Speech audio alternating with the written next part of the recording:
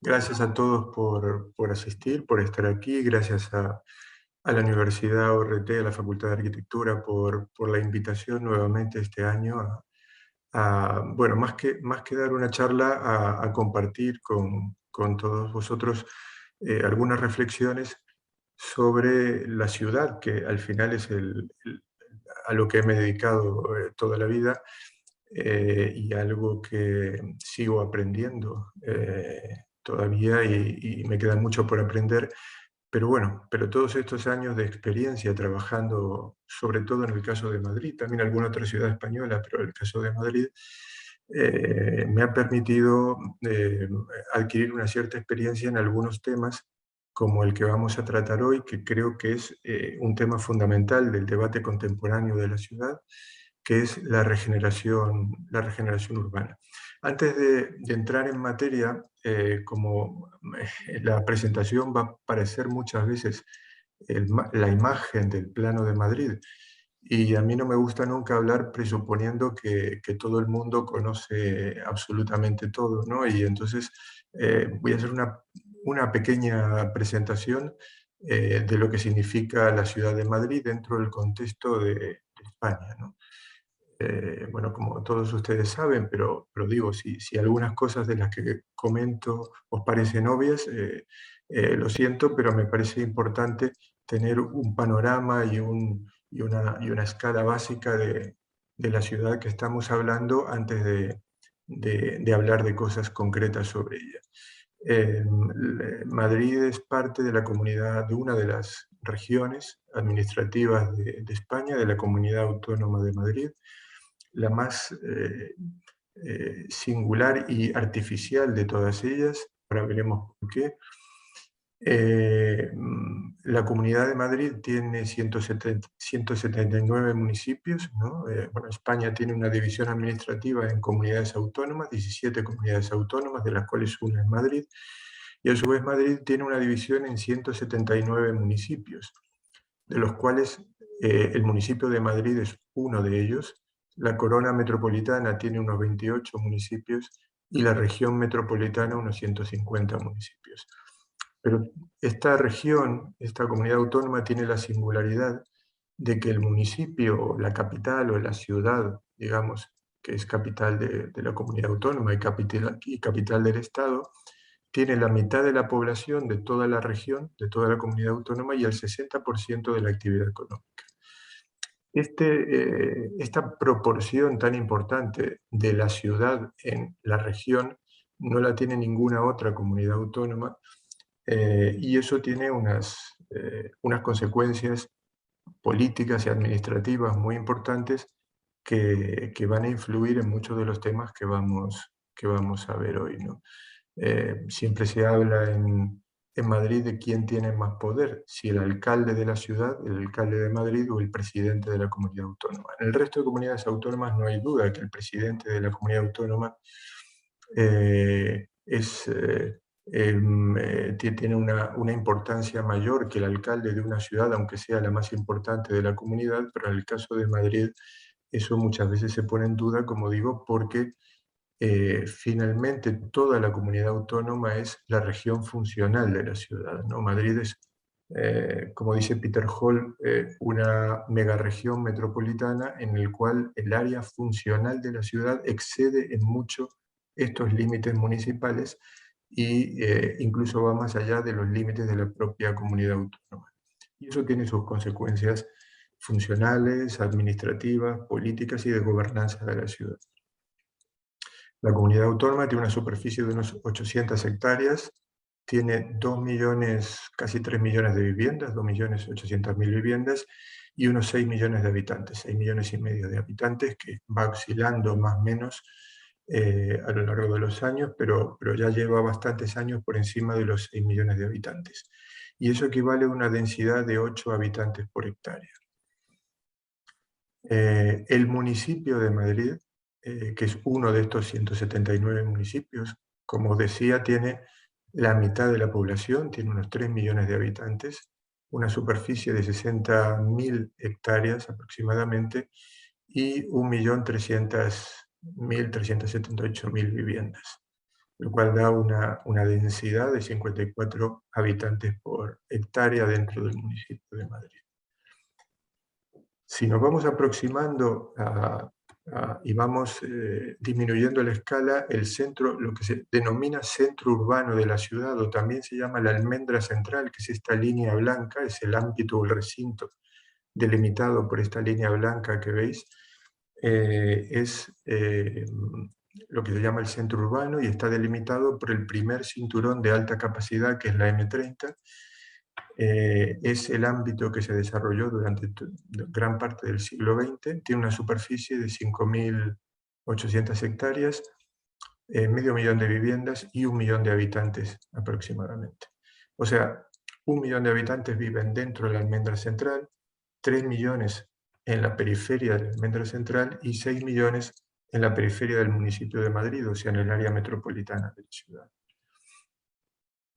El centro histórico tiene unas 260.000 viviendas, 638.000 habitantes y una densidad de 288 habitantes por hectárea, ¿no? Ya ves cómo la ciudad, como la mayor parte de las ciudades, pero en particular Madrid, se va densificando a medida que nos vamos acercando hacia el centro histórico. ¿Y qué desafíos tiene esta ciudad de Madrid?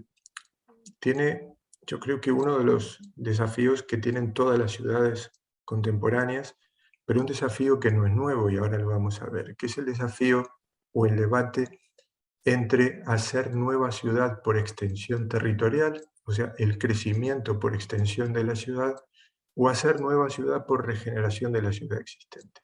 Y ese va a ser un poco el planteamiento de la conversación de hoy, ¿no? Yo recuerdo un amigo común de Federico y mío y profesor de ambos, Mario Lombardi, que siempre decía una cosa que nunca se me ha olvidado y tenía toda la razón, ¿no? Que en cualquier ámbito, en cualquier profesión o en cualquier ámbito académico, hay que intentar encontrar dónde está el debate, ¿no? Encontrar dónde se mueve el debate y la reflexión en un momento determinado. Y creo que el debate entre regeneración interior o recuperación de la ciudad existente y crecimiento exterior de la ciudad es un debate que tiene toda la vigencia contemporánea, aunque el caso de Madrid es un debate que también se daba en el siglo XIX. Allá por mediados del siglo XIX, Madrid había crecido durante casi 1000 años en lo que es el centro histórico, que es lo que veis en la imagen de la izquierda, ese ámbito que está en tono gris, ¿no? Es el centro histórico, ahí se ve a la izquierda el Palacio Real y a la derecha lo que actualmente es el Paseo del Prado, y estos límites fueron prácticamente los mismos durante casi 1000 años en el crecimiento de la ciudad de Madrid. Y a mediados del siglo XIX, 1860 concretamente, el debate estaba centrado en si Madrid debía crecer exteriormente o regenerarse interiormente. Era un debate que se daba en muchas ciudades europeas. París había hecho esas grandes aperturas de avenidas y bulevares, pero el debate en Madrid triunfa por el lado de la extensión, del crecimiento por extensión. Y es ahí que José María de Castro traza lo que fue el ensanche de Madrid, contemporáneo al ensanche de Ildefonso Cerdá de Barcelona, fueron prácticamente por los mismos años, que es este crecimiento de ciudad en cuadrícula isótropa que envuelve el centro histórico, lo que en la imagen aparece en color salmón. Este ensanche, típico ensanche decimonónico, es el que va a sustentar el crecimiento de la ciudad durante la segunda mitad del siglo XIX y gran parte de la primera mitad del siglo XX. Había que esperar a principios del siglo XX, a 1910, para la primera gran operación de regeneración interior, que es la apertura de la Gran Vía, ¿no? Que es lo que se ve en la imagen de la derecha, que con una operación de demolición de 32 manzanas se abre un eje, una calle, de este a oeste, para facilitar la movilidad este-oeste de la ciudad, que prácticamente fractura el centro histórico en dos partes, la parte norte y la parte sur, en la apertura de una vía nueva, una vía contemporánea, que se va luego llenando de algunos de los más interesantes edificios de Madrid del siglo XX. Sí, es una operación de regeneración, y el tema de la charla de hoy es regeneración urbana, aunque hoy en día no sería entendible una operación de regeneración a través de la demolición de más de 30 manzanas de la ciudad. Hoy eh, el debate de la regeneración urbana va por otro lado, pero esta era en aquel momento, a principios del siglo XX, una clara y típica operación de regeneración urbana, una regeneración higienista de apertura de un centro histórico abigarrado con con un tejido y unas calles muy capilares, y que lo que venía a introducir la modernidad. La Gran Vía de Madrid siempre fue un signo y un símbolo de modernidad. Modernidad por la movilidad, modernidad por el ancho de la avenida, movilidad por la introducción de nuevos edificios en altura. Eh, esa, como digo, operación de regeneración, en la segunda mitad del siglo XX, el debate se vuelve a decantar por el crecimiento y la extensión de la ciudad. Si bien el primer plan de la democracia, el plan de 1985, había sido un plan muy restrictivo en el tema de la extensión del crecimiento de la ciudad, prácticamente había congelado la ciudad. En el año 97 se redacta un nuevo plan de ordenación urbana que plantea la colmatación de todos los suelos que quedaban vacantes en el municipio de Madrid, que es lo que veis en la imagen de la derecha, todos estos ámbitos de colores. La corona norte, que aparece con el número 5, el número 6, la gran operación del sureste, que es el número 8, que es lo que aparece en verde, y luego pequeños ensanches en la zona sur, pero como veis, todos ellos lo que intentaban es rematar la ciudad, ¿no? Y así lo decía explícitamente la memoria del plan del 97, hay que acabar la ciudad, hay que rematar la ciudad, sin entender que la ciudad no acaba en los límites administrativos de un municipio. Como digo, porque el área funcional de la ciudad claramente supera el municipio, incluso hoy en día supera a la propia comunidad autónoma.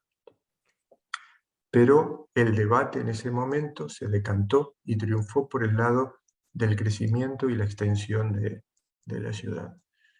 Y estas son algunas de estas imágenes de estos enormes ámbitos de crecimiento en proceso de urbanización. Llevan muchos de ellos más de 20 años en un proceso de urbanización, porque su tamaño hace casi imposible el que pueda completarse la urbanización en un plazo razonable.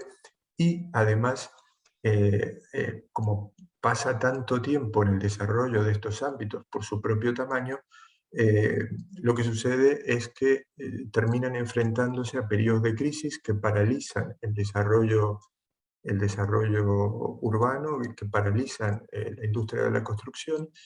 Entran en crisis los ámbitos, se paralizan hasta que vuelve un periodo de crecimiento y que vuelven a ponerse en carga, como está sucediendo en este momento, después de más de 10 años de paralización que han tenido a raíz de la crisis del 2008, ¿no? La crisis inmobiliaria originada en Estados Unidos.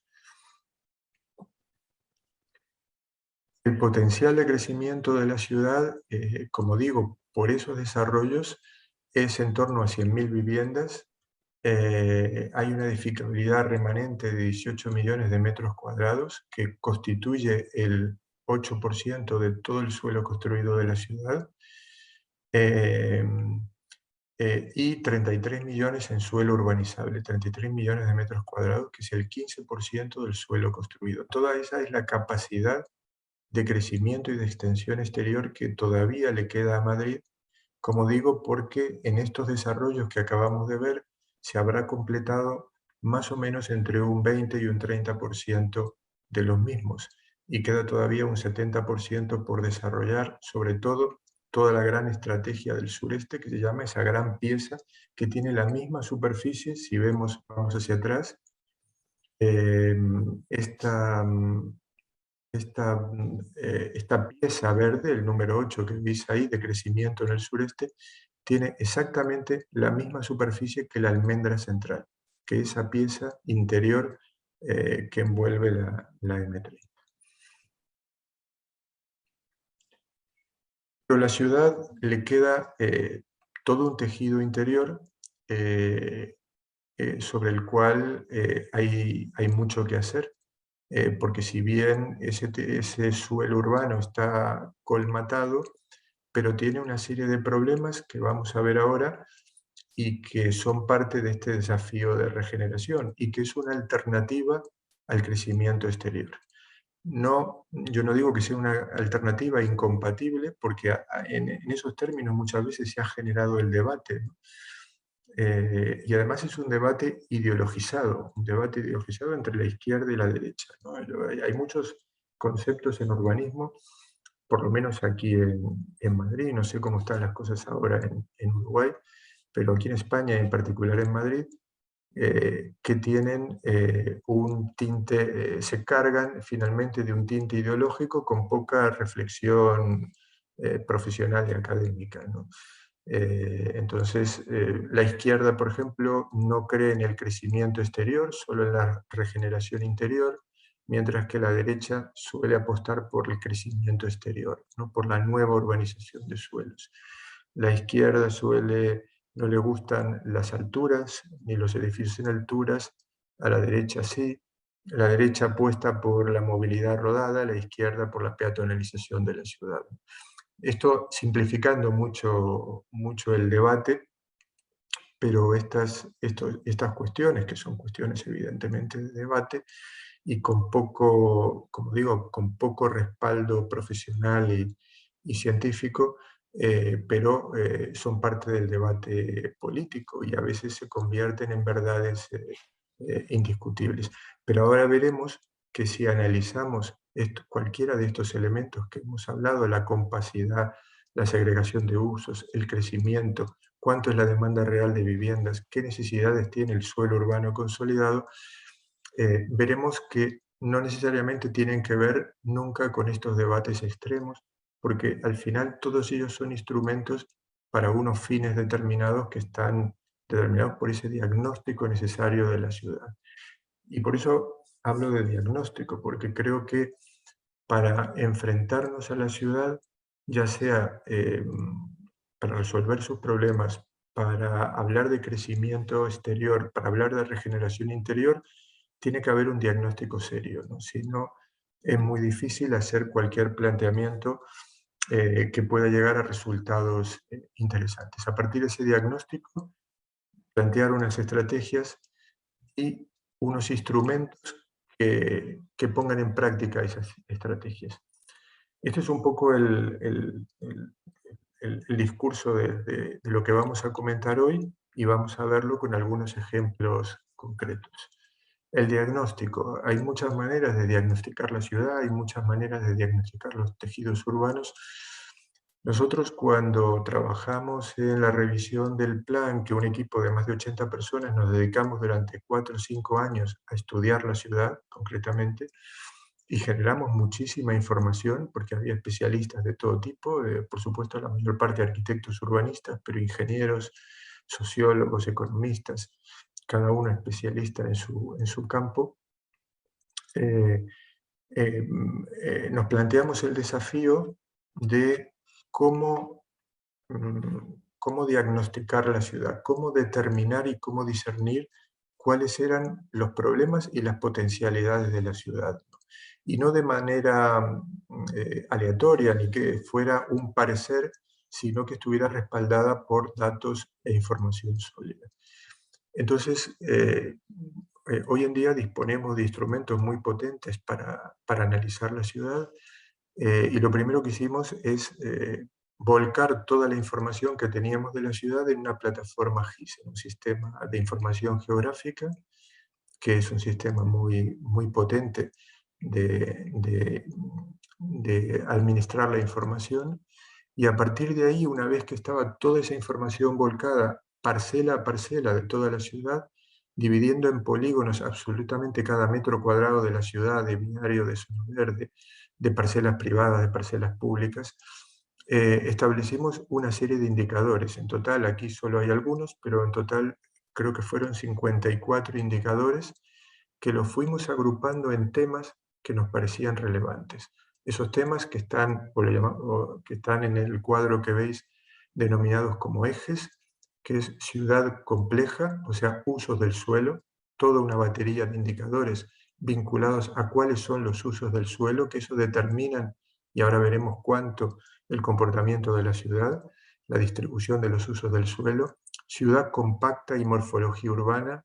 Por un lado decíamos que los usos del suelo son importantes, pero la intensidad de esos usos también es fundamental, que es la compacidad, me gusta más hablar de compacidad que de densidad, la compacidad y la morfología urbana, la calidad de la edificación y la eficiencia de la edificación, como otra batería importante, el estado de los edificios, el estado de la fábrica urbana, la movilidad urbana, como otro de los temas fundamentales. Creo que habéis tenido una conferencia anterior justamente sobre este tema de movilidad urbana, la biodiversidad, la cohesión social, bueno, una serie de temas que tenían que ver con los objetivos también del plan y de la recuperación de la ciudad.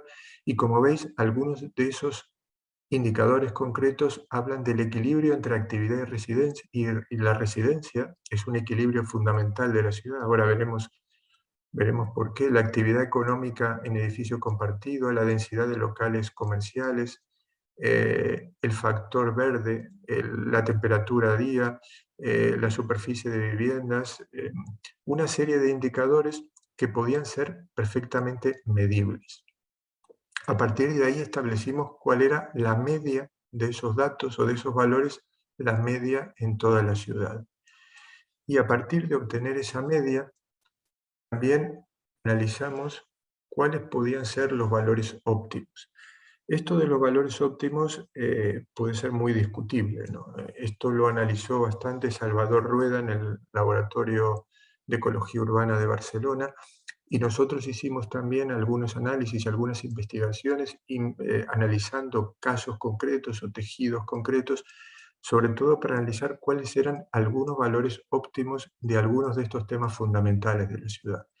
¿Por qué? Porque esos valores óptimos o de mejor comportamiento de la ciudad o de los tejidos urbanos, lo que nos permitían es establecer un patrón a partir del cual los desvíos en un ámbito urbano, los desvíos en un sentido o en otro, los desvíos por exceso o por defecto, nos permitían determinar los desequilibrios en un ámbito urbano. Por ejemplo, la densidad de viviendas, ¿no? Densidad de viviendas, la media de Madrid son 99 viviendas por hectárea. Tanto los estudios de Salvador Rueda como los nuestros, llegamos a la conclusión que la compacidad o densidad media ideal para un tejido urbano equilibrado está entre los 60 y los 80 viviendas por hectárea. Menos de 60 viviendas, estamos creando tejidos o ciudades insostenibles o de baja sostenibilidad, y a partir de los 80, de las 80 viviendas por hectárea, eh, mejora la sostenibilidad en algún aspecto, pero empiezan a aparecer otros problemas vinculados a la movilidad o vinculados a algunos servicios fundamentales en la ciudad. Con lo cual, el número de 75 viviendas por hectárea y ese entorno parece un valor bastante próximo. Como vemos, la media de Madrid está por encima de ese valor. No muy alejado, pero está por encima de ese valor. Pero veremos luego que hay ámbitos que tienen bastante menos y otros bastante más, ¿no? La media casi nunca es un indicador de nada, ¿no? Pero bueno, por lo menos fija un patrón de comparación. Bueno, y a partir de ahí, el resto de elementos. Otro elemento que me parece fundamental, que es el equilibrio entre actividad y residencia, o sea, entre actividad económica, o sea, edificios o parcelas destinadas a la actividad económica en un ámbito urbano concreto, y los dedicados en exclusividad a la residencia. También llegamos a la conclusión y Salvador Rueda la llega a algo bastante parecido, que es en torno al 20% de actividad económica, 80% de actividad residencial. Eso genera un tejido suficientemente complejo, ¿no? A partir de ahí, los desvíos, generan o ciudades dormitorios o ciudades terciarizadas o tejidos terciarizados. Entonces, todos estos indicadores y estos patrones nos han servido para analizar cada una de las partes de la ciudad y ver cuáles eran las necesidades de reequilibrio. Y digo necesidades de reequilibrio porque uno de los elementos que planteo para la discusión es eh, qué es más interesante o más importante, regenerar o reequilibrar la ciudad. O dicho de otra manera, si el reequilibrio o el desequilibrio no es una forma de regeneración, ¿no?, de la ciudad. Lo digo porque todas las ciudades, y sobre todo las ciudades grandes, tienden al desequilibrio. Tienden al desequilibrio entre la ciudad es un organismo complejo y como todo organismo complejo tiende al desequilibrio del metabolismo urbano. Y aquí se puede hacer una comparación bastante buena con el cuerpo humano, ¿no? Todos sabéis, porque habéis hecho alguna analítica, ¿no?, que los médicos siempre analizan determinados desequilibrios, ¿no?, entre el sodio-potasio o el equilibrio de colesterol, bueno y malo, bueno, una serie de indicadores que establecen unos equilibrios y unos patrones que pueden ser óptimos o pueden no serlo. A la ciudad le pasa lo mismo. Y Madrid, nosotros descubrimos que tenía desequilibrios entre el centro y la periferia, desequilibrios clarísimos entre el centro y la periferia, acentuados porque es una ciudad excesivamente centralizada, y ahora lo vamos a ver en algunos indicadores, desequilibrios entre el sur y el norte. No sé por qué esto que pasa habitualmente en el norte rico y el sur pobre, pasa en Madrid como pasa incluso en los continentes, ¿no? Desequilibrio entre residencia y actividad económica, desequilibrios entre compacidad y dispersión, desequilibrios entre complejidad y segregación, ¿no? De un tejido o una parte de la ciudad con mezcla de usos y otra parte segregada, con usos segregados, desequilibrios entre transporte público y transporte privado, bueno, y ahí podríamos seguir y podríamos hablar en esa necesidad que tiene la ciudad de equilibrar estos conceptos, ¿no? Eh, quizás una de las labores de los urbanistas es introducir instrumentos o estrategias para reequilibrar a la ciudad cada vez que pierde el equilibrio en algunos de estos temas, porque empieza a generar disfuncionalidades de todo tipo, ¿no? Lo mismo que le pasa al cuerpo humano. Vamos a ver en esta imagen construida con estos indicadores, porque los indicadores los hemos hecho a escala de distrito, a escala de barrio y a escala de parcela, llegamos a la parcela. Y en algunos casos nos interesa analizarlos en la escala de distrito, en la escala de barrio o en la escala de parcela. El indicador de la izquierda, por ejemplo, es un indicador de zonas verdes por habitante, ¿no? Entonces, vemos claramente que hay distritos de Madrid, los que están en verde más oscuro, que tienen más de 100 metros cuadrados de zonas verdes por habitantes, algunos 162 metros cuadrados de zonas verdes por habitante. Sin embargo, hay distritos centrales que llegan al 1 metro cuadrado de zona verde por habitante. Si veis la almendra central, claramente, salvo distrito de Retiro, porque tiene dentro de él el Parque del Retiro, que genera un desequilibrio dentro de la almendra, la escasez de zonas verdes por habitantes contrasta con la abundancia de zonas verdes por habitantes de los distritos periféricos.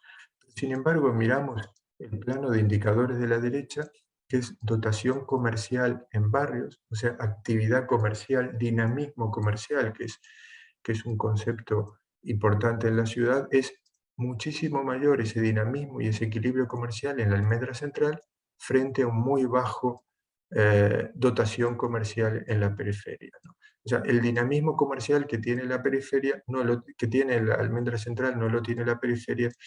Sin embargo, la dotación de zonas verdes por habitante que tiene la periferia no la tiene la almendra central. Este es solo un ejemplo de los muchos desequilibrios centro-periferia que tiene la ciudad. Entonces, nos pusimos a analizar cuáles eran los instrumentos para intervenir en ese suelo urbano consolidado. Porque la ley del suelo española y en particular la madrileña establecía un montón de instrumentos, una serie de instrumentos muy potentes para el crecimiento de la ciudad. O sea, toda la legislación urbanística y la ley del suelo estaba construida desde los años 50 con el objetivo de regular y ordenar el crecimiento de la ciudad. Pero prácticamente no había nada, ninguna norma y ninguna andamiaje o cobertura jurídica para actuar en el interior de la ciudad consolidada. Entonces, nos pusimos a analizar distintos instrumentos, uno de los cuales era una estrategia de flexibilización y mezcla de usos, que ahora veremos cuál es, y en qué consistía, una estrategia de mejora de la eficiencia energética de los edificios y de la ciudad en general, una estrategia de integración y puesta en valor del patrimonio, una estrategia de infraestructura ambiental, una estrategia de recuperación urbana en general, las estrategias de actuaciones nuevas en suelo urbano y una estrategia de fomento de centralidades periféricas. Estos eran estrategias tendentes a cambiar esos desequilibrios o dar respuesta a esos desequilibrios de la ciudad que habíamos detectado en esa batería de indicadores, y era la respuesta que nos parecía más interesante para conseguir esta regeneración urbana de la ciudad consolidada. Y a partir de ahí, eh, eh, con el tiempo, he podido detectar como tres paquetes interesantes o tres formas de entender la regeneración difusa, regeneración integral y regeneración estructural. ¿Y qué entendemos por regeneración difusa? Por ejemplo, muchas de estas estrategias que hablábamos anteriormente, la regeneración por cambio de uso, la regeneración por rehabilitación física de los edificios, regeneración energética de los edificios, regeneración por protección y puesta en valor del patrimonio, la regeneración por remodelación del espacio público. Estas son operaciones de regeneración difusa porque afectan a todo el término municipal y a todos los elementos y tejidos de la ciudad, ¿no? Sin concretarse en un ámbito concreto, porque se realiza a través de cambios normativos o estrategias o proyectuales que afectan a toda la ciudad. Por eso le llamamos regeneración difusa, que de alguna manera extiende sus beneficios por toda la ciudad. Luego la regeneración integral, que sería la regeneración integral de tejidos urbanos o residenciales obsoletos.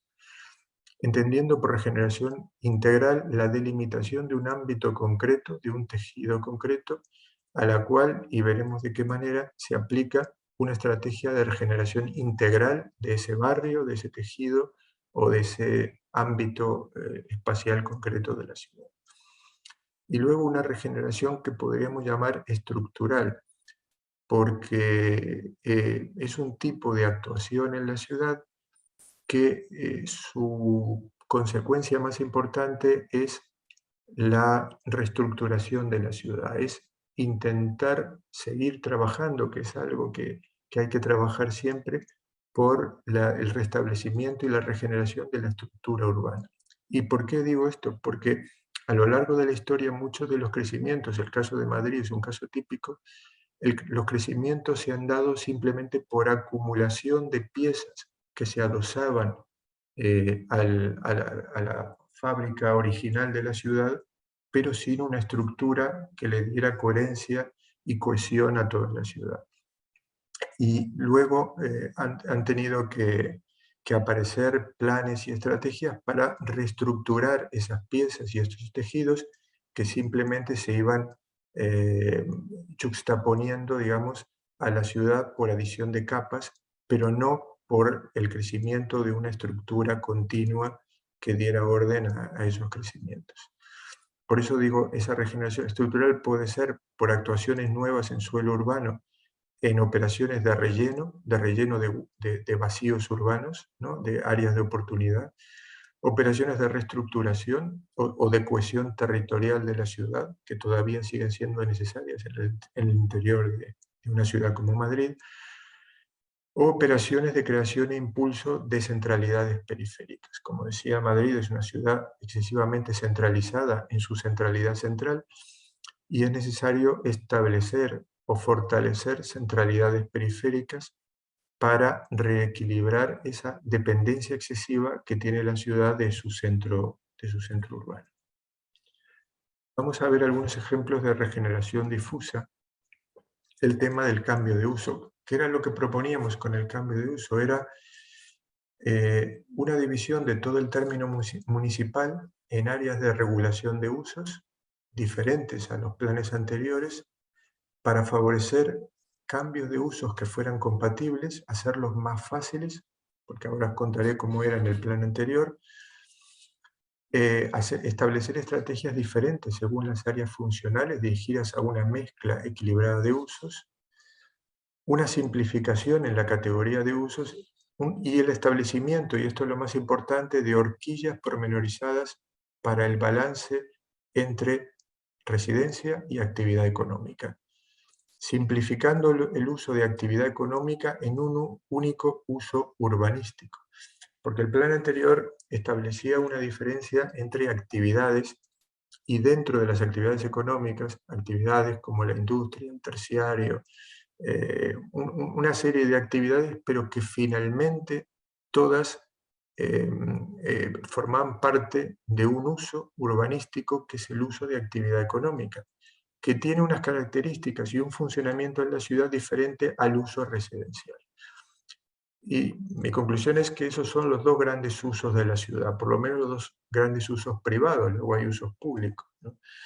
Y que no es necesario esa división en tantas actividades económicas, porque lo importante es el control de la actividad económica por compatibilidad y de su impacto en la ciudad y no por la actividad específica. Con esto quiero decir que a veces hay industrias que son perfectamente compatibles con la residencia, porque son industrias no contaminantes, son industrias no agresivas. Una industria, por ejemplo, de microchips, de ordenadores metida en una área residencial no tiene absolutamente ningún problema, tiene el mismo impacto que una oficina y tiene menor impacto incluso que muchas actividades comerciales, con lo cual es perfectamente compatible dentro de ese uso de actividad económica.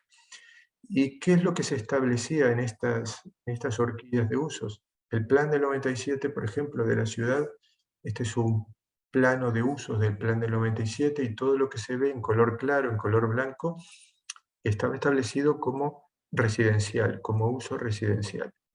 Eso quería decir que el plan establecía que el uso prioritario de todos estos ámbitos, este es el centro de la ciudad, se ve la Puerta del Sol ahí en el medio, que el uso principal es el uso residencial.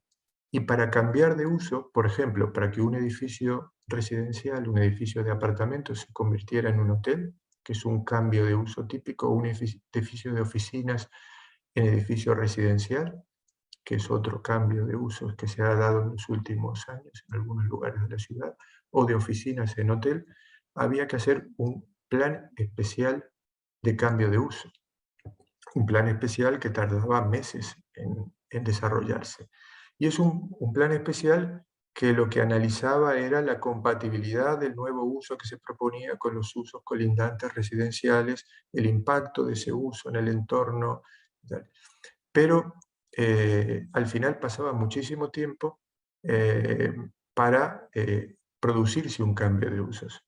Entonces lo que proponíamos nosotros, dibujando el mismo plano pero de otra manera y pintando en el plano lo que está en morado, que son aquellas parcelas destinadas a actividad económica, y en color salmón las destinadas a residencial, veíamos que en la realidad de la ciudad el comportamiento de los usos era diferente a como lo planteaba el plan. Eh, Aquí se ve claramente ese equilibrio o desequilibrio entre residencia y actividad económica que tiene, por ejemplo, el centro de la ciudad, que está bastante terciarizado, ¿no? Todo lo que es morado son edificios de uso exclusivo de actividad económica. Y lo que es salmón de uso exclusivo residencial. Así y todo, Madrid todavía es una ciudad que mantiene en su centro histórico, mucho más que la mayor parte de las ciudades europeas, un buen equilibrio entre residencia y actividad económica.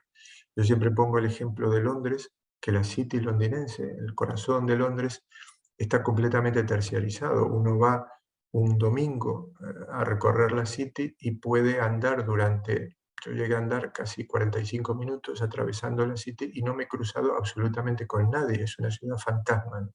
Porque esa terciarización, ese casi 90% de actividad económica que hay en ese ámbito, hace que sea un ámbito de ciudad monofuncional, que los fines de semana prácticamente se inactiva y se activa nuevamente el lunes cuando aquello hierve de actividad. Y sin embargo hay otros barrios periféricos de Londres que son monofuncionales desde el punto de vista residencial.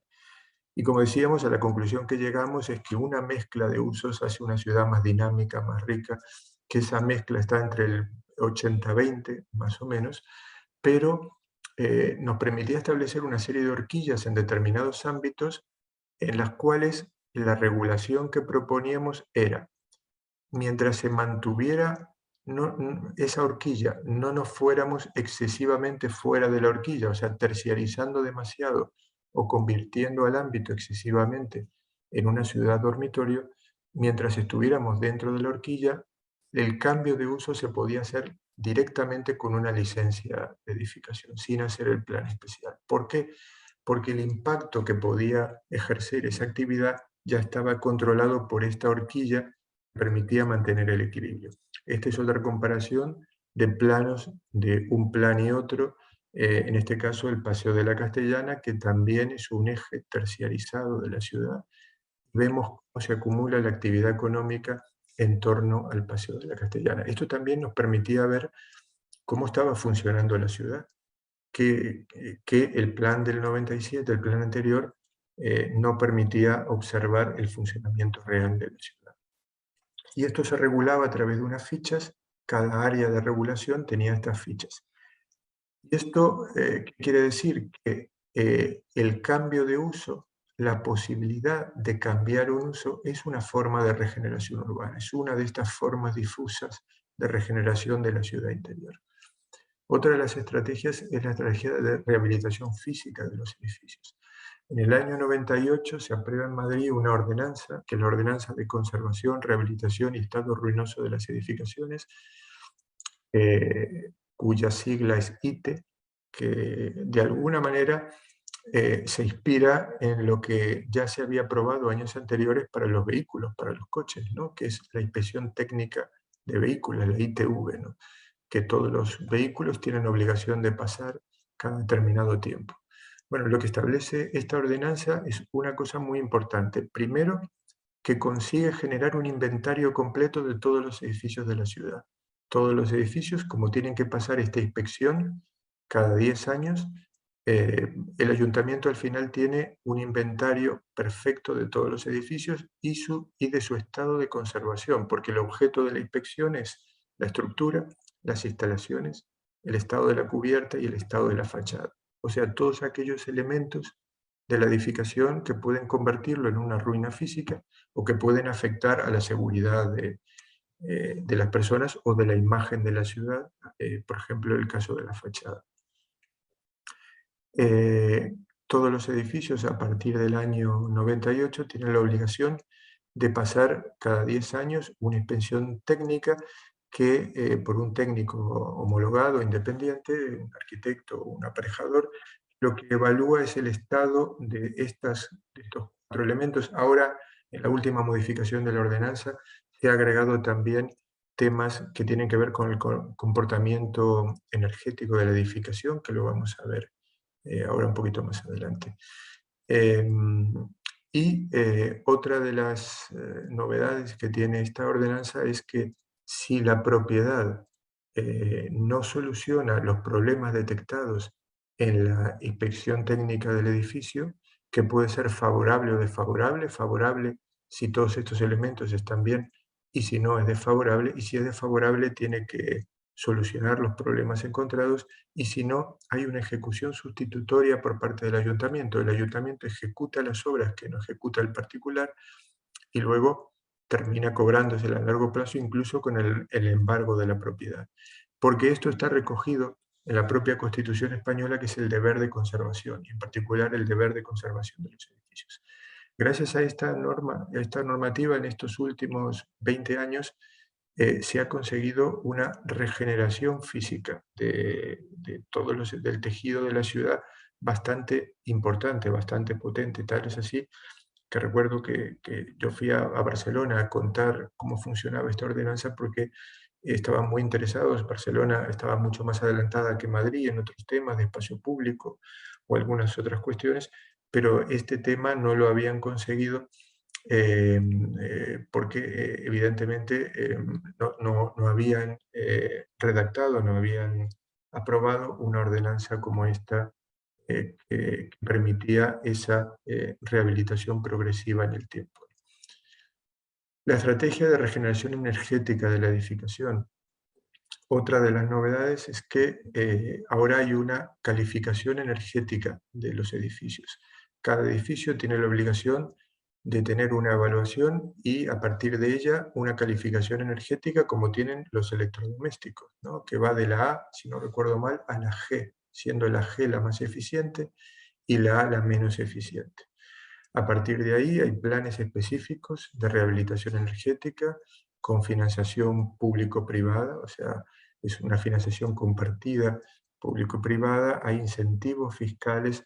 Ahora, parte de los fondos de resiliencia europeos que se han aprobado para todos los Estados miembros a raíz del COVID, de la crisis generada por el COVID, hay una serie de fondos y uno de los objetivos principales de esos fondos europeos es la regeneración energética con un objetivo que es la reducción de emisiones y la reducción del consumo energético de las ciudades.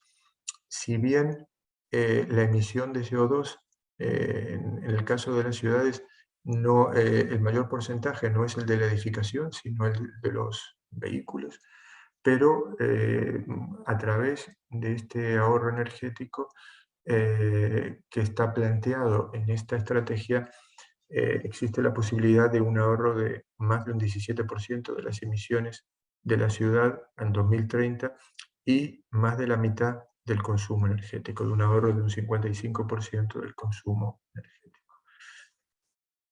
Esta estrategia, luego, que es normativa en primer lugar, pero también la intentamos extender a toda la ciudad, como decíamos, como una estrategia difusa. Y hicimos un convenio de colaboración con la Agencia Espacial Europea para hacer unos vuelos a nivel satelital y vuelos también con avión para determinar a través de termografías las bandas térmicas de la ciudad y el comportamiento térmico de la ciudad. A partir de ahí se desarrollaron dos conceptos: el concepto de isla térmica, que es un concepto que en Madrid es muy complicado y es muy complejo. La isla térmica en Madrid es muy potente, ¿no? Quiere decir la acumulación de calor dentro de la ciudad que es difícil disipar a lo largo de las horas del día, sobre todo durante los meses de verano. Es uno de los retos que tiene la ciudad y es uno de los objetivos de estas estrategias de regeneración.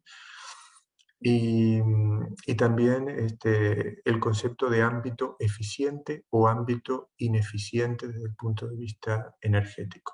Esta termografía nos permite ver las peores situaciones, ¿no? Como vemos, muchos de los sitios de la periferia donde hay asentamientos industriales, por ejemplo, son los que tienen peor comportamiento energético. El aeropuerto que está en el noreste, esa mancha oscura en el noreste de la ciudad, es también un ámbito de mal comportamiento energético, ¿no? Bueno, algunas manchas, Mercamadrid, en este sitio tiene un muy bajo comportamiento energético, pero el resto de la ciudad tiene un comportamiento aceptable. Si bien hay zonas de la ciudad que no lo tienen, entonces para encontrar esos ámbitos ineficientes desde el punto de vista energético, incluimos otros elementos como es la calidad y el estado de la vegetación, también a través de termografías, con una técnica específica, y desarrollamos lo que denominamos el concepto de índice de vegetación,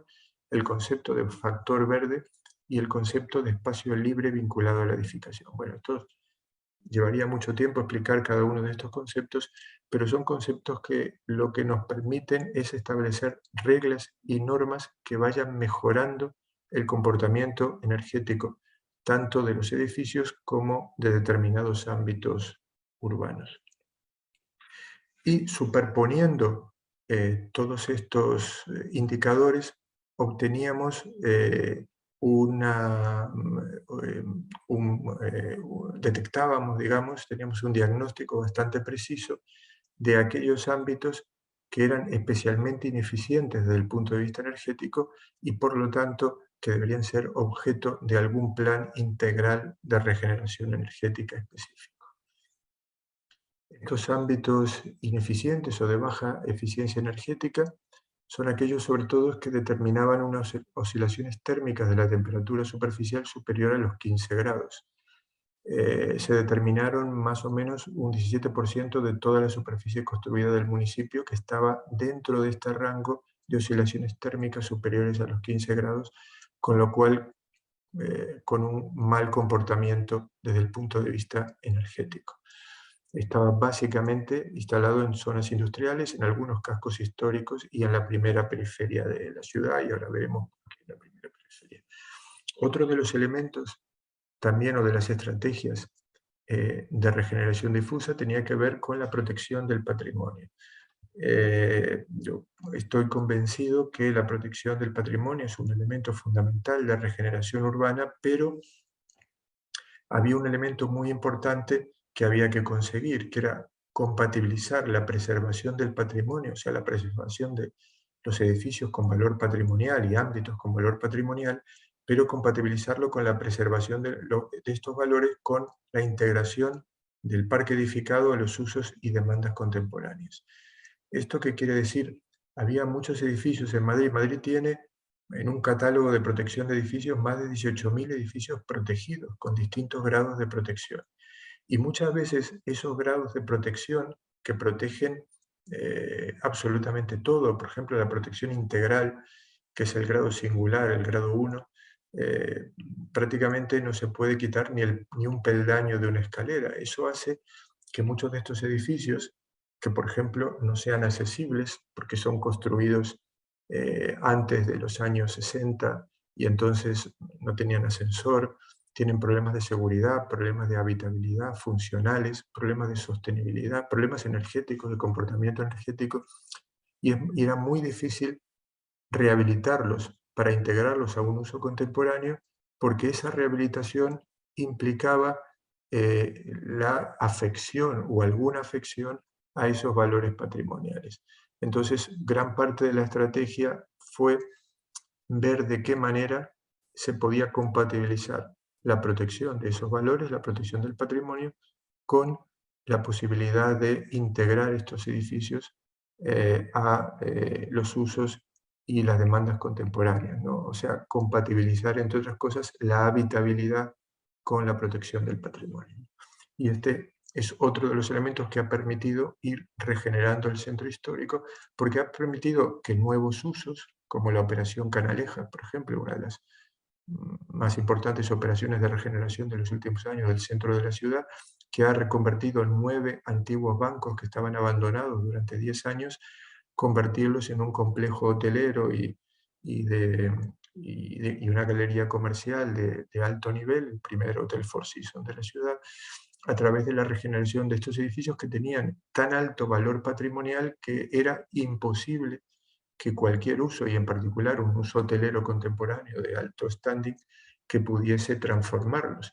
Y lo que estaba llevando es que estos edificios terminaran destruyéndose y convirtiéndose en ruinas, con lo cual yendo en contra del objetivo fundamental que los había protegido, que era mantener esos valores patrimoniales. A partir de ahí se desarrolló un nuevo catálogo con edificios muy diferentes, ¿no? Desde edificios residenciales de clases populares, por ejemplo, en el barrio de Lavapiés, como se ve en la imagen superior, hay edificios de muy alta calidad arquitectónica en el centro histórico. Otra de las estrategias es la regeneración a través de una nueva infraestructura ambiental. Madrid tiene unos 22,8 metros cuadrados de zonas verdes por habitantes, como decíamos, como media, y es una media bastante alta. Barcelona tiene 16, bastante menos, pero como habíamos visto al principio, esos elementos verdes, esas zonas verdes, esos parques están mal distribuidos, ¿no? Hay más de 300.000 árboles en la ciudad, pero la mayor parte están, sobre todo, en los grandes parques del área metropolitana, de la periferia. Entonces, ¿cuál era esa estrategia que planteamos para reequilibrar esta ciudad que tenía una gran dotación verde en esa periferia y, sin embargo, la almendra central tenía una gran escasez de zonas verdes? Fue la estrategia de recuperar algunos bulevares históricos que había tenido la ciudad y que se habían perdido a partir del auge de la motorización en los años 70, y agregar otros nuevos a través de una serie de fases sucesivas, ir recuperando toda una trama verde, una estructura verde que generara una infraestructura de corredores ambientales que conectaran esos parques periféricos entre sí, transformando algunas calles, las cuales les sobraba muchísimo asfalto, transformarlas en nuevos bulevares. Este mismo año hemos hecho una operación, os voy a poner para que no sea esto a ladrillo, un pequeño vídeo de una operación que hemos hecho el año pasado, hemos demolido un antiguo paso elevado, un antiguo escalestri, que era muy agresivo en la ciudad, en uno de estos ejes fundamentales de la ciudad, para transformarlo en un nuevo bulevar. Bueno, pasamos al concepto, a la idea de regeneración integral. Cuando muchas de estas circunstancias se concentran, estos desequilibrios o estas ineficiencias se concentran en un ámbito determinado, en un tejido determinado, aparecen ámbitos que son ineficientes, que son obsoletos, y si aparecen muchas de estas variables se convierten en ámbitos vulnerables, entendiendo por ámbitos vulnerables aquellos que están al límite del colapso por una o varias causas de vulnerabilidad. Para determinar estos ámbitos vulnerables, hemos vuelto a utilizar este sistema de indicadores, que es un sistema que tiene datos muy concretos, pero que tiene una expresión gráfica o una transmisión gráfica muy analógica y que permite visualizar con mucha claridad cómo funcionan esos indicadores. Por ejemplo, el equilibrio entre actividad económica y residencia, donde se ve la densidad de actividad económica en la almendra central y la baja densidad en la periferia. De compacidad absoluta, donde se ve la gran compacidad que tiene la ciudad dentro de la almendra central y en particular en el centro histórico, frente a la baja compacidad en los ámbitos periféricos. La edad de la edificación, donde se ve claramente el centro histórico con las edificaciones más antiguas y también algunas en los cascos históricos periféricos. La calidad de la edificación, donde se ve claramente que hay todo un eje en torno al Paseo de la Castellana, un eje sur-norte, donde están insertos, donde aparecen aquellos edificios de mayor calidad en la edificación. La accesibilidad a zonas verdes, como vemos, todo el ámbito periférico, por ejemplo, el color morado, el color violeta, significa que los habitantes que viven en estas zonas pueden acceder a al menos 4 o más parques públicos, ¿no? Acceder andando, a una distancia andando, a 4 o más parques públicos. Mientras que en la zona 1 o la zona 0, ¿no? Que es la almendra central, a ninguno, ¿no? Esa es la gran diferencia, por ejemplo, de calidad ambiental entre la periferia y el centro de la ciudad. La calidad de la vegetación, que también lo veíamos en estos indicadores, los hogares envejecidos, porque también había indicadores sociales, es fundamental que no solo existan indicadores físicos, sino también indicadores sociales. La población sin estudios o sin estudios superiores, había varias escalas de población sin estudios, donde se ve claramente cómo la almendra central se concentra en la población con mayores estudios, mientras en la periferia, la que tiene menos estudios, la tasa de paro, que también establece ese desequilibrio entre centro y periferia, aunque hay también zonas de la almendra central, determinados barrios y determinados distritos con unas altas tasas de paro. Y bueno, y todos estos indicadores sumados generaban una serie de ámbitos de alta vulnerabilidad, que son estos que aparecen señalados en el color oscuro, ¿no? Le llamamos polígonos plurivulnerables, ¿no?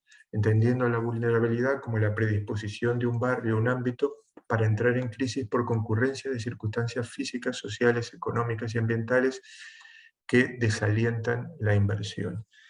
Esto coincidía con un ámbito, bueno, aquí este es un cuadro, vamos a entrar en él porque si no se alarga mucho la charla, de vulnerabilidad social, vulnerabilidad económica o vulnerabilidad residencial, pero territorialmente eh,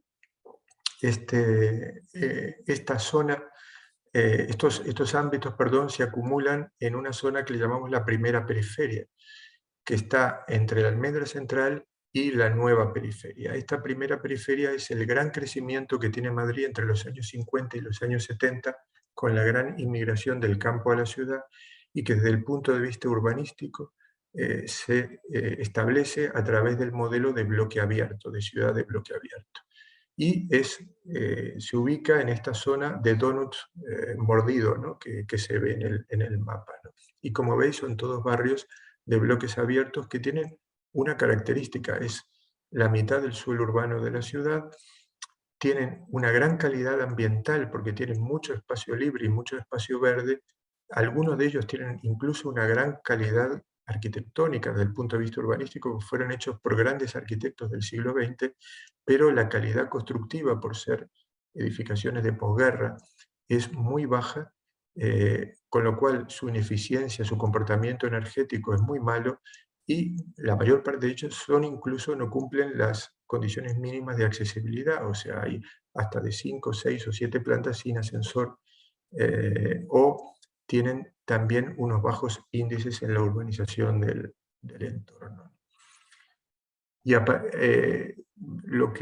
la conclusión que llegamos es que en estos ámbitos lo único que cabe es un instrumento mucho más potente a partir de la identificación de la vulnerabilidad, que son los planes integrales de recuperación urbana. Y detectamos algunas características fundamentales que deberían tener estos planes, eh, que pueden ser ámbitos tanto de actividad económica como ámbitos residenciales, en los cuales necesariamente hay que hacer una actuación integral en tres elementos: en la edificación, en el espacio público y en las condiciones socioeconómicas de la población. Si no se actúa en estos tres puntos, edificación, espacio público y aspectos socioeconómicos, es muy difícil revertir la situación. La iniciativa debe ser pública para que sea efectiva y eficiente. Tiene que ejercerse con financiación a través de colaboración público-privada. Tiene que tener unas estrategias amplias, importantes de participación ciudadana. Existe la posibilidad, y planteamos la posibilidad, de establecer incrementos de edificabilidad para permitir y favorecer la financiación y esa regeneración del ámbito, y como decíamos, tienen que tener una gestión pública. Y quizás lo más complejo de estos planes sea la gestión de los mismos, ¿no? A partir de ahí empezamos a identificar unos ámbitos, unos barrios, en donde se empezaron a hacer experiencias pilotos de estos planes. Son planes a muy largo plazo, cuya gestión es muy complicada, porque a veces implican realojos de población, lo cual implica afectar derechos de suelo, derechos de propiedad, y bueno, y quizás las actuaciones más sencillas sean las de la mejora del espacio público, de la reconversión del espacio público, o las actuaciones sobre las edificaciones, ¿no? Pero, como digo, las actuaciones integrales de reestructuración del ámbito requieren de un plan integral y una gestión integral bastante compleja. Quizás el ejemplo más exitoso que yo conozco, por lo menos en España, de rehabilitación de este tipo, y que creo que lo he dejado en uno de los artículos, aparece descrito en uno de los artículos que os he dejado para que pudierais leer, es el barrio de la Mina en Barcelona, que es una actuación modélica, además ha ganado el Premio Nacional de Urbanismo, y es una actuación modélica en este sentido, muy compleja, de mucho tiempo, con una gestión, como digo, muy eficiente, pero muy complicada, y que ha permitido reconvertir todo un barrio que estaba en franca decadencia con unos altos niveles de obsolescencia. Y se llegaba a la conclusión que, por ejemplo, algunos de los edificios es más sostenible demolerlos que rehabilitarlos. Y no pasa nada, pero claro, eso requiere unas operaciones de realojo importantes.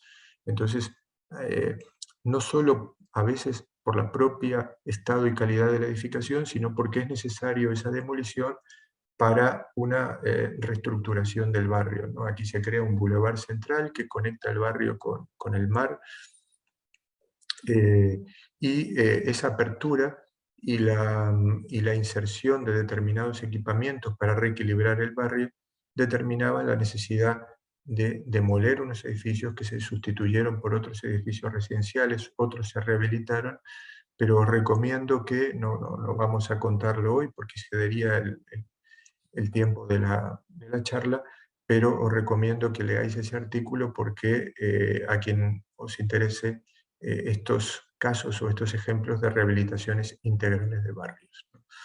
Otra de las estrategias de las que habíamos hablado era el fomento de centralidades periféricas, que básicamente se consigue a través de favorecer la mezcla de usos en esos entornos, favorecer la instalación de actividad económica, del aumento de la densidad o la compacidad, la instalación de equipamientos públicos, la mejora del transporte público y la mejora de la accesibilidad peatonal y la configuración espacial.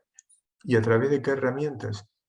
Las que hemos visto: regulación de uso, regulación de la edificabilidad, determinar ámbitos de oportunidad, determinar estrategias en el transporte público, en la urbanización del espacio público, y todo esto en aquellos sitios donde claramente haya una centralidad incipiente, ¿no? Las centralidades no se crean por arte de magia, no se crean desde la administración, es como el comercio, ¿no? A veces en la escuela, cuando los estudiantes en la facultad pintaban todos los bajos comerciales, ¿no?, en un nuevo desarrollo, digo, es que porque pintemos todos los bajos comerciales no quiere decir que esto se llene de comercios.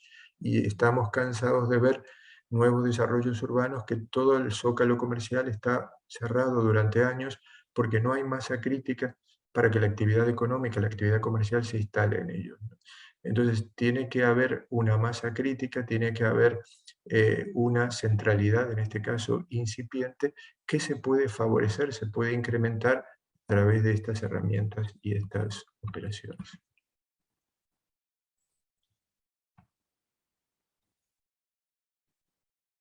A ver, ahí está. Entonces, ¿cuál es el potencial de regeneración de la ciudad, en este caso de Madrid, a través de todas estas estrategias? Bueno, más o menos un 4,2% de la superficie construida está afectada por la horquilla de posible cambio de uso. Son 9 millones de metros cuadrados construidos y que podrían materializarse hasta el 2030 en un 75% de ese potencial cambio de uso. En cuanto a la rehabilitación energética, 155 millones de metros cuadrados construidos de uso residencial, de los cuales el 64% son energéticamente ineficientes, porque son construidos antes del año 1980. Eso implica 100 millones de metros cuadrados edificados, con una hipótesis de rehabilitación del 2% anual a partir del 2015, que lo establecimos, por una directiva europea. Y un potencial de rehabilitación también de edificios públicos. Madrid tiene 5.500 edificios públicos en parcela exclusiva, que significan 27 millones de metros cuadrados construidos, y con una hipótesis del 3% anual a partir del 2015, según, como decíamos, esta iniciativa europea. Conseguiríamos con esto un potencial de edificación a renovar de 48 millones de metros cuadrados en el 2030, con un 74% de edificios residenciales y 20% de edificios públicos. Un potencial de ámbitos a renovar del 23% del suelo urbano considerado como vulnerable, remitido a una nueva ordenación, y un 17% con comportamiento energético ineficiente. Y todo esto significa un potencial de ahorro energético del 55% del consumo energético en el 2030 y 17% de reducción de emisiones que habíamos visto anteriormente a través de todas estas estrategias. Pero cuando todas las estrategias se dan en un ámbito particular de reestructuración de la ciudad, hablaríamos de regeneración estructural. Y aquí, ya para terminar, comentar solamente en unas pequeñas pinceladas la estrategia de actuación nueva dentro de suelo urbano, que es el caso de lo que en un momento se llamó Operación Chamartín, que luego se llamó Prolongación de la Castellana, luego cambió de nombre y se llamó Puerta Norte, y ahora se llama Nuevo Norte, que por eso cada vez que me refiero a ella termino confundiéndome los nombres, porque es una operación que se inició hace 25 años, se inició la idea del desarrollo de esta operación, y apenas hace un año y medio se aprobó el planeamiento urbanístico, y en estos momentos estamos trabajando en los proyectos de urbanización. O sea que ha tardado 25 años en moverse la primera piedra de esta operación, ¿no? Porque es muy compleja y ahora veremos por qué. ¿De qué se trata? Se trata de la inserción del ferrocarril por la parte norte de la ciudad, en el entorno de la estación de Chamartín. La entrada del ferrocarril en la ciudad ha sido siempre, por lo menos en las ciudades europeas, un ámbito no resuelto. Eso ha pasado en París, en Londres, en muchas ciudades, ¿no? Y el caso de Madrid no es un caso diferente. Y el problema de este ámbito vinculado a la estación norte, hay una estación sur que es Atocha, hay una estación norte que es Chamartín, es la enorme playa de vías que generaban una barrera entre el este y el oeste de la ciudad, que la sigue generando porque sigue existiendo. Esta es la enorme playa de vías de entrada del ferrocarril en la ciudad, que se decidió convertir en un ámbito de transformación urbana, en un ámbito de desarrollo, un ámbito de reestructuración urbana, lo que se llama un ámbito de actuación urbana interior de la ciudad. Esto comenzó con las cuatro torres de la Castellana, un ámbito que era exterior al ámbito este de Chamartín. Hoy ya hay una quinta torre aquí. Bueno, ellas no forman parte del ámbito urbanístico de la Operación Chamartín, sí lo forma todo este territorio. Y estas imágenes que muestro ahora es de la penúltima de las operaciones, que llegó prácticamente hasta el último trámite de su aprobación, y finalmente no llegó a aprobarse. Hubo un cambio de gobierno en el año 2015 y finalmente cambió radicalmente, no radicalmente porque hay muchos aspectos que se conservan, aspectos estructurales que se conservan, pero sí otros muy importantes se cambiaron a lo que es hoy la operación Chamartín. Como digo, nos vamos o la operación Nuevo Norte. No voy a entrar en detalle esta operación, porque si tuviéramos que hablar de los avatares de estos 25 años, o incluso de los últimos 2 años de trabajo intenso para que esto saliera adelante, nos llevaría muchísimo tiempo. Pero solo hablar unas pinceladas, y ya para terminar la charla, de qué significa y por qué consideramos que es un ámbito, un potente ámbito de regeneración urbana. En primer lugar, porque este ámbito lo que permite es coser la ciudad, reestructurar la ciudad, es completar la estructura urbana por el norte y sobre todo la estructura transversal de la ciudad, es generar ejes que conecten el este con el oeste, que ahora están completamente desconectados. Por otro lado, es densificar el entorno de uno de los mayores intercambiadores de transporte de Europa, que es la estación de Chamartín. Y también rellenar un vacío urbano, un hueco urbano que no da continuidad a los tejidos urbanos, que son las características fundamentales.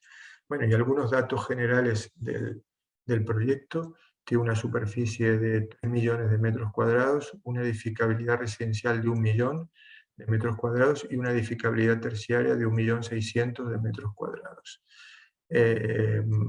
Un número de viviendas de 10.500 viviendas, de las cuales el 20% son viviendas protegidas, y una superficie, sin considerar las vías del ferrocarril, que no se, la parte de vías que no se cubre, de 2.357.443 metros cuadrados. Tiene una longitud de 5,6 kilómetros y un ancho de en torno a 700 metros, 1 kilómetro. Como se ve en esta imagen, prácticamente en la misma distancia que hay entre Cibeles o Neptuno y la Plaza de Castilla, ¿no? Que es hoy prácticamente la almendra central completa. Es como una nueva almendra central hacia el norte. ¿Y esto qué importancia tiene? La estructura tiene una importancia no solo a nivel de la ciudad, sino tiene una importancia a nivel de la reestructura de todo el sistema de comunicación del Estado español, ¿no? Actualmente la red de alta velocidad, la red de ferrocarriles de alta velocidad de España se estructura en la red sur y la red norte. La red sur converge en la estación de Atocha, como se ve en esta imagen, y la red norte en la de Chamartín. Y durante los últimos 10 años se construyó un túnel para conectar ambas estaciones, pero este túnel no se ha puesto en funcionamiento, lleva 3 años terminado y no se ha puesto en funcionamiento porque eso requiere la remodelación completa de las dos estaciones, porque claro, son dos estaciones fondos de saco, que los trenes llegan hacia ellas, pero no estaban diseñadas para que continuaran. Pero como son dos estaciones enfrentadas en la misma ciudad, lo que permitiría conectarlas es conectar toda la red de alta velocidad. Esto quiere decir que alguien que tomara un tren de alta velocidad en Barcelona podría llegar a La Coruña, en el otro extremo de España, o dicho de otro modo, en Cádiz, llegar al País Vasco o a Francia sin bajarse del tren. Hoy cuando llega a Atocha tiene que bajarse del tren, tomar un tren de cercanía, llegar a la estación de Chamartín y coger otro tren de alta velocidad si quiere continuar al norte. Esto lo que va a permitir es conectar las dos estaciones, o sea, la conexión ferroviaria norte-sur de la ciudad. Como digo, el túnel está construido, ahora se están remodelando ambas estaciones. Y la estrategia, el otro día, hablando con la presidenta de ADIF, que es la entidad de los ferrocarriles estatales, claro, ella ya habla de una estación única. Sería una única estación con dos paradas, Atocha y Chamartín, porque los trenes podrían atravesar toda la ciudad y uno podría elegir bajarse en Atocha o en Chamartín o en el aeropuerto, porque va a tener un ramal, un bucle al aeropuerto de Barajas. O sea, de cualquier parte del país se podría llegar al aeropuerto o a estas dos estaciones de la ciudad. Pero aquí, además, lo que vemos en la imagen es la operación Nuevo Norte, la operación urbanística de Nuevo Norte, en torno a la estación de Chamartín, a la estación norte de esta estación bicefálica, ¿no? Existe el potencial de hacer lo mismo en la estación sur. Y estas serían las dos grandes centralidades, nuevas centralidades de futuro de Madrid, la centralidad norte y la centralidad sur, en torno a estos elementos, más que estaciones, elementos de intercambio modal, intercambiadores modales como son Chamartín y Atocha. Este es un plano de la distribución de usos. El amarillo es el uso residencial, para que tengáis una idea, y el color salmón o el color rosa, fucsia, es de actividad económica. Lo que se crea es un gran centro de negocios en torno a la estación de Chamartín de altísima densidad, de alta compacidad, y un desarrollo residencial en la parte posterior, al norte de la M30. Se divide en 4 ámbitos de desarrollo para que sean más fácilmente desarrollables que todos esos ámbitos que hablábamos al principio, del crecimiento exterior, y aparecen una serie de actuaciones singulares que dependen de distintas administraciones estatal, autonómica o municipal, ¿no? Como el cubrimiento final de la Castellana para crear una gran zona verde peatonal al final de la Castellana, como remate de la Castellana, la remodelación completa de la estación de Chamartín, para la cual en estos momentos se está gestionando un concurso de arquitectos, concurso internacional para la remodelación completa de Chamartín, el nudo de Fuencarral, una serie de estaciones de cercanía, la prolongación del metro, porque es otra de las características de este desarrollo, que va a tener el metro muy cercano, y una parada de metro prácticamente cada 500 metros. Lo que estamos trabajando ahora y que hemos trabajado durante este último año y lo empezamos a hacer en la pandemia es en unos marcos directores para el desarrollo de este ámbito. Teniendo en cuenta que este ámbito se va a desarrollar seguramente en los próximos 20 años, van a pasar muchos técnicos, muchos arquitectos, muchos ingenieros, va a haber altibajos en la actividad económica, va a pasar muchas vicisitudes como han pasado los otros ámbitos. Nos parecía importante establecer unos marcos directores o unos libros blancos con determinados temas fundamentales para que este desarrollo eh, cumpla con esos objetivos que buscamos para toda la ciudad, para la regeneración de la ciudad, ya que es un ámbito nuevo, podemos en él aplicar todos estos objetivos y todas estas estrategias que hemos hablado en la generación de una pieza nueva de ciudad. Para eso hemos hecho un libro blanco, un marco director de energía, un marco director de los sub son los suelos drenantes. Sabéis que durante mucho tiempo las ciudades se han impermeabilizado y hay que empezar a permeabilizar la ciudad recuperando el drenaje de agua al subsuelo, ¿no? Y esto es toda una técnica contemporánea eh, que se ha desarrollado en los últimos años y que vamos a aplicar en este ámbito, lo estamos aplicando en otros, pero vamos a aplicar en este, un marco director de logística y última milla, ¿no? Teniendo en cuenta que la logística cada vez está siendo un problema más importante en las ciudades por el comercio electrónico, un marco director de digital y de Smart Cities, un marco director de gestión de residuos. Los residuos se gestionarán de manera neumática, subterráneamente. Un marco director de accesibilidad como un tema fundamental de la ciudad contemporánea, un marco director del paisaje urbano y un marco director de diseño sostenible. Todos estos marcos directores lo que harán es generar guías y generar elementos directrices vinculantes a todos los proyectos de urbanización, a todos los grandes proyectos, como la propia estación de Chamartín, como incluso los proyectos de edificación o el gran parque central que se va a desarrollar encima de las vías del ferrocarril.